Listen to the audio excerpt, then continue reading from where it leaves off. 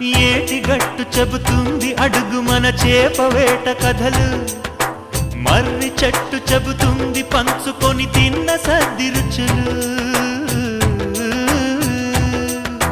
చెరుకు తోట చెబుతుంది అడుగు ఆనాటి చిలిపి పనులు, టెంట్ హాల్ చెబుతుంది ఎన్టీఆర్ స్టంట్ బొమ్మ కథలు, పరుగెడుతూ పడిపోతూ ఆ నూతుల్లో ఈత కొడుతూ ఎన్నేళ్ళో గడిచాయి ఆ గురుతులనే విడిచాయి.